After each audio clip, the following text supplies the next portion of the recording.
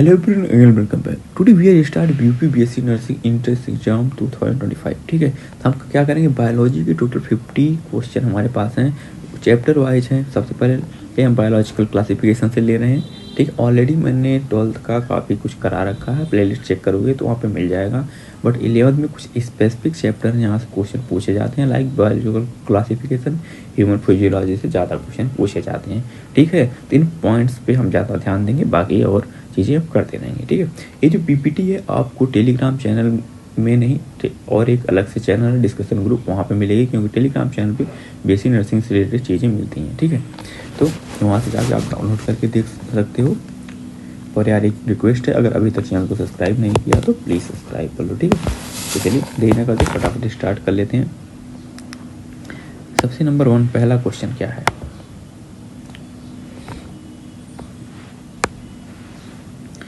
सबसे नंबर 1 पे आपका क्वेश्चन है, रेड ही ले लेते हैं। Some bacteria thrives in extreme environmental condition such as absence of oxygen, high salt concentration and high temperature and acidic pH. Name उन bacteria को क्या बोलेंगे हम? ठीक है, तो आपका क्या होगा, साइनोबैक्टीरिया होगा, यू बैक्टीरिया होगा, या आर्ची बैक्टीरिया होगा, या स्ट्रेप्टोकोकस होगा। आंसर जो होगा आपका वो होगा सी, आर्ची बैक्टीरिया। ठीक, ये क्या होता है, लो पीएच पे सर्वाइव कर जाते हैं और high temperature, high salty concentration, जिसको हम हैलोफाइट्स भी बोलते हैं। ठीक है, नेक्स्ट पे चलते हैं। नेक्स्ट है all bacteria fix nitrogen accept.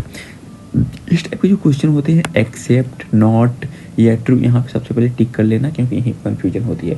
क्या होता है, जो पल्सेस होती हैं उसमें जो बैक्टीरिया होते हैं उनके रूट्स में नाइट्रोजन फिक्सेशन का काम करते हैं, उसमें नोड्यूल बन जाता है। ठीक है, इसमें कौन कौन करता है? देखिए राइजोबियम है, यहाँ पे इकोलाई फंगस है, बैक्टीरिया कोई नहीं है। ठीक है, इस वजह से क्या होगा, ऑप्शन हो जाएगा 2 नंबर का बी। ठीक है, नेक्स्ट पे चलते हैं। नेक्स्ट क्या, the region where bacterial genome resides is term as nucleus, cytoplasm, nucleoids या राइबोसोम फ्री रीजन। तो आपका आंसर हो जाएगा सी वाला, न्यूक्लियोइड्स। ठीक है, नेक्स्ट पे चलते हैं। नेक्स्ट है fungi which grow in dung are term as. Dung का जहाँ भी आए सीधे सीधे कैप्रोफिलस याद कर लो, सीधी सीधी कैप्रोफिलस। यहाँ पे 4 नंबर का ए वाला हो जाएगा कैप्रोफिलस। ठीक है, सीधे सीधे याद करना, है जब भी क्वेश्चन आएगा सीधा सीधा ही आएगा। ठीक है, नेक्स्ट पे चलते हैं।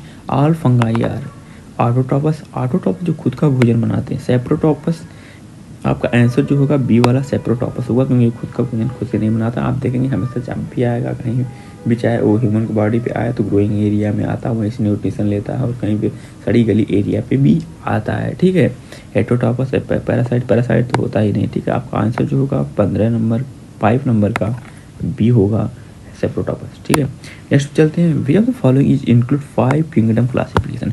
5 किंगडम क्लासिफिकेशन के बारे में बात करें तो क्या क्या आता है, मोरंडा, प्रोटिस्टा, फंगाई, प्लांटी और एनिमिलिया आता है। ठीक है, तो यहाँ पे ऑप्शन ढूंढो सबसे पहले किसमें है ये चीज़ें। आपका ऑप्शन नंबर 2 में है। ठीक है, Monera, protista, fungi, Animalia and Plantae. ठीक है, आपका बी वाला करेक्ट हो जाएगा। चलते हैं नेक्स्ट पे। नेक्स्ट क्या है, who is the father of taxonomy among of the following. जब भी टेक्सोनॉमी का बात आए फादर, सीधे सीधे कैलोरस लीनियस को देना, ढूंढना। कहाँ पे कैलोरस लीनियस, 7 नंबर का ए वाला आंसर है कैरोलस लीनियस। नेक्स्ट पे चलते हैं। Halophyte is also called. Halophytes में जो ऐसे प्लांट जो हाई सॉल्ट एरिया में ग्रो करते हैं उसको हेलोफाइट बोलते हैं। अब 8 नंबर जो आंसर हो जाएगा वो हो जाएगा डी, आर्ची बैक्टीरिया। अभी लास्ट यानी फर्स्ट क्वेश्चन में ही मैंने बताया था। ठीक है, जो होता है हाई सॉल्ट एरिया उसी को हेलोफाइट्स बोलते हैं। नेक्स्ट चलते हैं।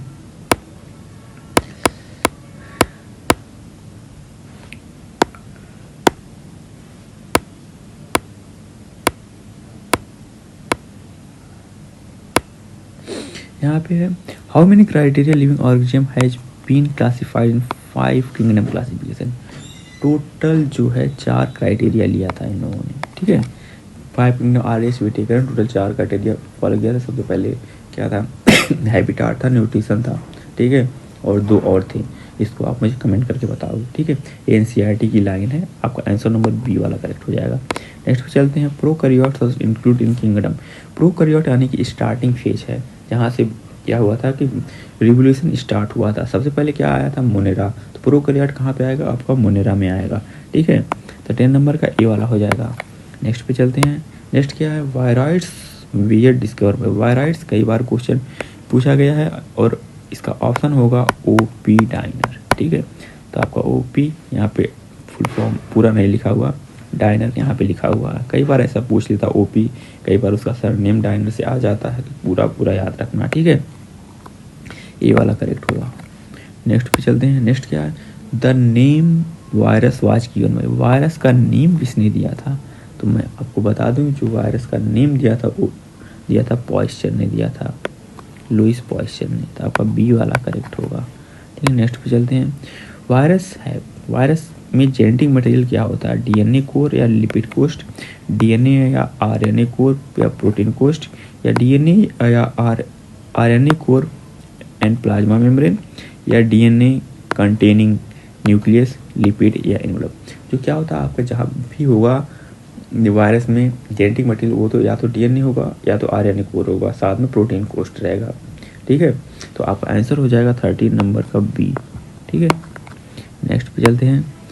अ वायरस कंटेन, यहाँ पे भी जेनेटिक मटेरियल की बात हो रही है, या तो आरएनए होगा या तो डीएनए होगा। ठीक है, 14 नंबर का आंसर सी होगा, सीधे सीधे। ठीक है, the main structural component of virus is nucleic acid protein, nucleic acid and protein, या न्यूक्लिक एसिड आर प्रोटीन। जो 15 नंबर का आंसर होगा वो सी वाला होगा, न्यूक्लिक एसिड एंड प्रोटीन। ठीक है, नेक्स्ट पे चलते हैं। प्रोटिस्टा इंक्लूड, प्रोटिस्टा की अगर बात करें तो उसमें क्या आता है, पैरामीशियम आता है, यूलिना आता है और डायनोफिलिएट आते हैं। ठीक है, यहाँ पे देखना, hydra amoeba, yeast euglena, mushroom paramecium नहीं, तो इफ मशरूम तो क्या फंगाई हो गया, ईस्ट भी फंगाई हो गया। इसके बाद क्या 60 नंबर का ए वाला आंसर हो जाएगा, यहाँ पे पैरामीशियम, यूलिना और डायनोफिलिएट्स है। ठीक है, आंसर ए वाला हो जाएगा। नेक्स्ट पे चलते हैं। The study of fungi, fungi की स्टडी को हम सीधे सीधे याद रखना माइकोलॉजी बोलते हैं। कई बार क्वेश्चन पूछा गया है। ठीक है, बहुत इजी है माइकोलॉजी, सीधे याद रखना। नेक्स्ट है fungi cell was made of. जब फंगाई सेल सीधे याद रखना, इसमें कुछ सोचने की जरूरत नहीं। काइटिन कहाँ लिखा हुआ है, काइटिन की बनी होती है। ठीक है, सी वाला ऑप्शन सही होगा। नेक्स्ट पे चलते हैं। In fungi reserve food material are, reserve food material की बात कर रही है, तो ग्लाइकोजन एंड लिपिड ड्रॉपलेट्स होते हैं। आपका आंसर ये वाला ही होगा, ग्लाइकोजन। जब भी आपके बॉडी में भी स्टोर होता है फूड तो ग्लाइकोजन के रूप में ही होता है। ठीक है, तो 19 नंबर का जो आंसर हो जाएगा वो ई हो जाएगा। नेक्स्ट चलते हैं study of lichens. Study of lichens की बात करें तो यहाँ पे मिलता जुलता वर्ड मिल जाएगा, लाइकेनोलॉजी, एल्गोलॉजी, एल्गा की स्टडी को बोलते हैं, माइकोलॉजी फंगाई की स्टडी को बोलते हैं, साइटोलॉजी जो होते हैं सेल की स्टडी को बोलते हैं। तो आपका हो जाएगा सी वाला यहाँ पे आंसर करेक्ट। नेक्स्ट चलते हैं। In lichen fungal component known as mycobiont, phycobionts and नानाफिबम। लाइकेन्स और जो है फंगल की कंपोनेंट्स को हम क्या बोलते हैं, माइकोबियांट्स बोलते हैं। ठीक है, ये वाला होगा।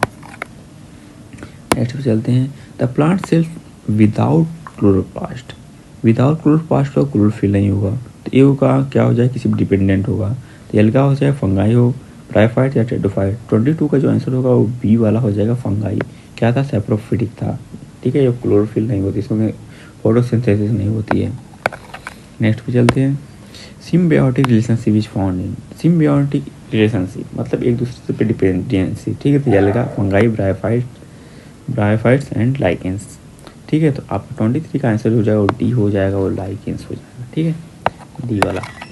नेक्स्ट पे चलते हैं। Plant of this group process naked seed. सबसे पहले सीड कहाँ बना था, आपको पता है, जिम्नोस्पर्म में बना था। वो क्या हुआ था कि वो इंक्लूज्ड मतलब नहीं था, वो नकलेट ही था। जिम्नोस्पर्म कहाँ, ऑप्शन नंबर आपका 24 का सी वाला हो जाएगा, gymnosperm. Which statement true for bryophytes, ये क्या होते हैं, दे आर ऑटोट्रॉफिक, हाँ करेक्ट है। Vascular tissue are absent, vascular tissue absent होते हैं क्योंकि वाटर में रहता है। Fertilization take place in the presence of water. ठीक है, तो आपका ऑल ऑफ वो हो जाएगा। नेक्स्ट चलते हैं। Which plant gametophytic phase is main and saprophytic phase is subsidiary, bryophytes, टेडोफाइट्स, या फिर जिम्नोस्पर्म या एंजियोस्पर्म। अगर गैमेटोफाइटिक फेज की बात करें और सेप्रोफिटिक फेज की, जो सब्सिडरी होती है वो ब्रायोफाइट्स में होती है, ठीक है। 26 का ए वाला हो जाएगा। नेक्स्ट पे चलते हैं, the first land plant on earth, सबसे पहले लैंड पे कौन आया?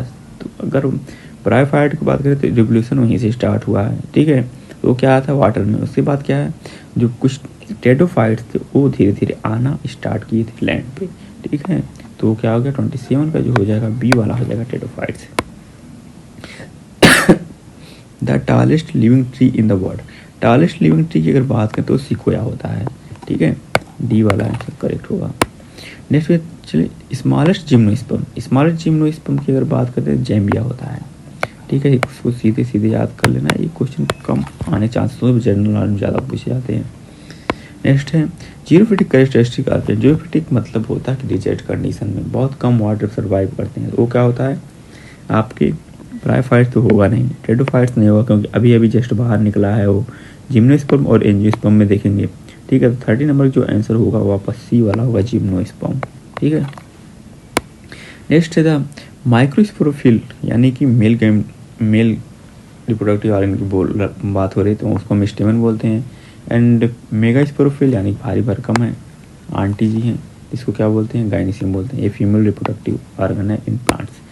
Which of the fossils membrane, fossils में जो काफ़ी लाइफ टाइम बहुत टाइम से चली आ रही है उसमें कोई भी चेंजेस नहीं आया हो उसको हम फॉसिल्स बोलते हैं। साइकस,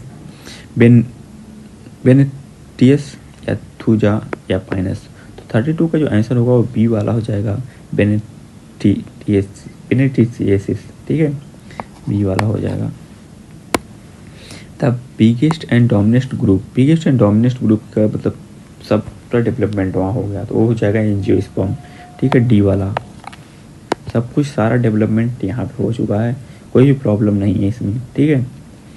नेक्स्ट पे चलते हैं, pre fertilize endosperm is characteristic of, pre fertilize pteridophyte, gymnosperm, angiosperm and bryophyte. 34 का जो आंसर होगा वो सी वाला हो जाएगा जिम्नोस्पर्म, ठीक है। नेक्स्ट चलते हैं, क्लास डायोकार्टिलियन डिवाइड, 2 क्लास में डिवाइड होता है डायोकार्टिलियन, सीधे याद कर लेना इसको, कई बार पूछा गया है। 2 सब क्लासेस होंगी। 35 का क्या हो जाएगा डी वाला हो जाएगा।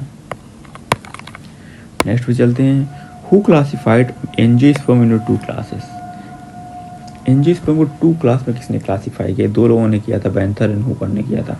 36 सीधे याद कर लेना, एनसीईआरटी की लाइन है, कई बार क्वेश्चन पूछा गया है, ठीक है।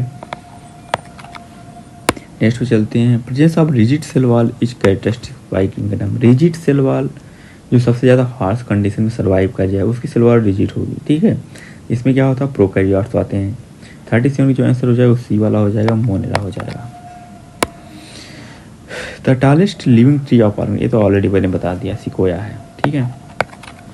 नेक्स्ट पे चलते हैं, if the seed are formed from the mega sporophyll and not enclose in a fruit plant belong to, fruit plot में उनका सीड जो है इनक्लोज नहीं हो रहा, मैंने पहले ही बता दिया था, ये होता है एंजियोस्पर्म, जिम्नो नहीं एंजियो, जिम्नोस्पर्म, एंजियो नहीं, जिम्नोस्पर्म होगा, डी वाला होगा आपका।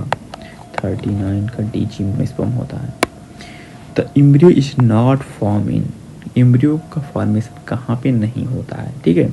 इसका आंसर हो जाएगा यहाँ पे bryophytes, alga, gymnosperm, pteridophytes, B वाला हो जाएगा एल्गा, ठीक है। नेक्स्ट पे चलते हैं, which classification system has been given Whittaker, R H. Whittaker 5 kingdom classification, सबको पता है, सीधे सीधे क्वेश्चन आता है, कई बार पूछा गया है।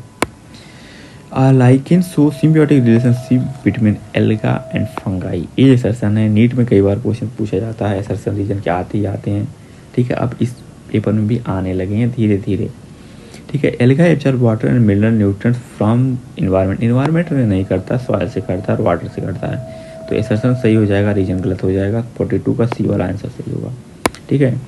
अफ्रीकन स्लीपिंग सिकनेस इसका सीधे सीधे डोर टिपेनोसोमा कहाँ लिखा है, कुछ सोचने की जरूरत नहीं, टिपेनोसोमा सी वाले में। 43 का सी याद रखना, कई बार पूछा गया। स्टोकोमल सर्कुलर डीएनए होता है, double standard self replicating DNA molecules etch bacteria, plasmid होगा, ए बायोटेक का क्वेश्चन यहाँ पे आ गया है, ठीक है। नेक्स्ट पे चलते हैं, membranous infolding in bacteria that initiate DNA replication, mesosome, carboxysome, magnetosome and nucleosome. तो 45 का जो आंसर हो जाएगा वो ए वाला हो जाएगा, मीजोसोम्स। ठीक है, नेक्स्ट पे चलते हैं। Example of blue green algae, fungi, monera, protista या फिर प्लांटी। 46 का जो आंसर होगा वो बी वाला हो जाएगा, मोनेरा हो जाएगा, क्योंकि प्रोकैरियोट्स इसी में होते हैं। और ब्लू एल्गा को हम साइनोबैक्टीरिया भी बोलते हैं। ठीक है, कई बार क्वेश्चन साइनोबैक्टीरिया करके या ब्लू ग्रीन एल्गा करके आता है। TMV virus is discover by, TMV virus की अगर बात करें तो टोबैको मोजैक वायरस भी बोलते हैं, और सबसे पहले इसको डिस्कवर किया था आपका इवानोस्की ने। ठीक है, कई बार क्वेश्चन आया है कई सारे एग्जाम्स में। द स्टडी ऑफ एल्गा, इसको हम एल्गोलॉजी बोलते हैं, ज़्यादा समझने की चीज़ नहीं है कुछ भी इसमें। On the basis of structural form like in are, crustose, foliose या प्रोटकोज या ऑल ऑफ थ्री। 49 का जो आंसर होगा वो डी वाला हो जाएगा, ऑल ऑफ थ्री। ठीक है, नेक्स्ट पे चलते हैं। Fruiting bodies characteristics of alga like in bryophytes या टेडोफाइट्स। तो आंसर हो जाएगा 50 नंबर का बी, लाइकेंस। ठीक है, तो हमारे पास ये 50 क्वेश्चन थे। जब भी हम करेंगे क्वेश्चन तो 50 क्वेश्चन की एक सीरीज लेके चलेंगे। ठीक है, अगर कोई भी चीज़ ना समझ में आए तो कमेंट करके पूछ सकते हो, और टेलीग्राम डिस्कशन ग्रुप में डायरेक्ट मैसेज भी कर सकते हो, और ये पीपीटी आपको वहीं पर मिल जाएगी। ठीक है, लास्ट में रिक्वेस्ट है, अगर अभी तक चैनल को सब्सक्राइब नहीं किया तो प्लीज़ सब्सक्राइब कर लो। मिलते हैं नेक्स्ट वीडियो में, थैंक यू।